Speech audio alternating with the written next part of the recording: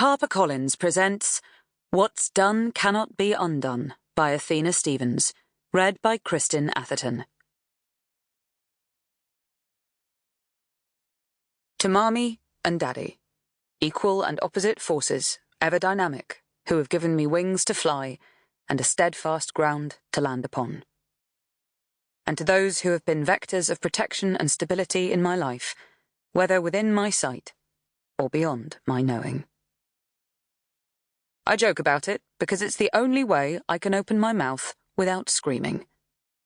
Hawkeye Pierce. MASH. Trigger warning. There is a lot of trauma in this book. From now on, assume there's a trigger warning on every page. I don't want to write them out myself. My publishers are telling me to keep my word count down. Chapter 1. What happens to me happens again and again. But those who it most commonly happens to have the least amount of energy to explain it, let alone a way to be heard. In my life, I am always looking for a point of stability, something to lean up against that can bear my weight.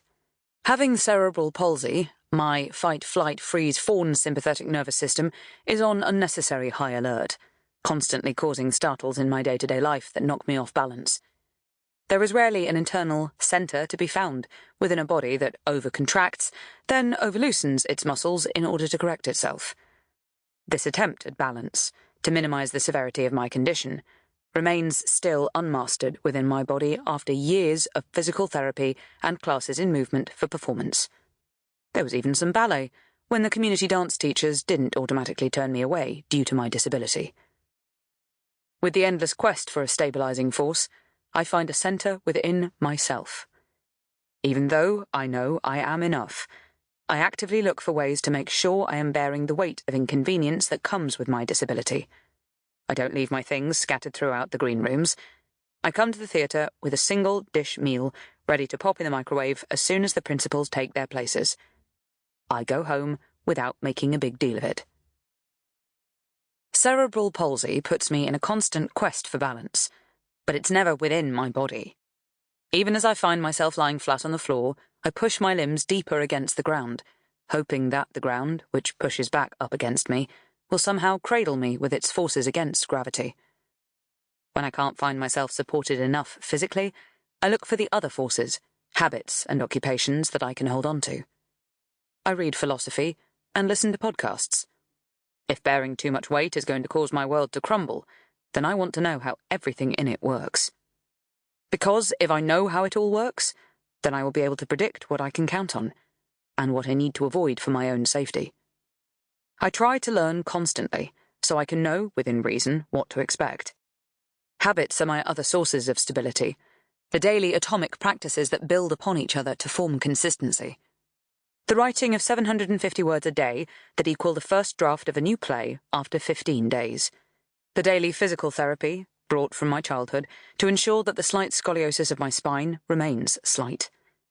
Always taking the same route to work, interacting only with the people who have thus far proved themselves to be kind. Always playing the same sneak out and avoid goodbyes game every evening. If we are not careful, life has a way of throwing us the unthinkable. So I try to be full of care, full of thought, full of anchoring, in order to avoid falling. This is a terrible idea. I have flipped off the switch in my brain that automatically filters out unwise choices, just for the night. The mechanism is usually in hyperdrive, calculating possibilities and probabilities where harm might occur. Harm to my body, harm to another's body, harm to feelings, harm to reputation. Will people assume that I don't know what I'm doing if they see me? Possibly. Probably. Stop worrying about how you look. Other people aren't looking at you. They're too busy thinking about themselves, people tell me. They make it sound as if I am vain. Or weak. But I've seen what happens when I am not living up to other people's expectations, or when they want to believe that I am not coping. People want to be seen to care about me. They always have.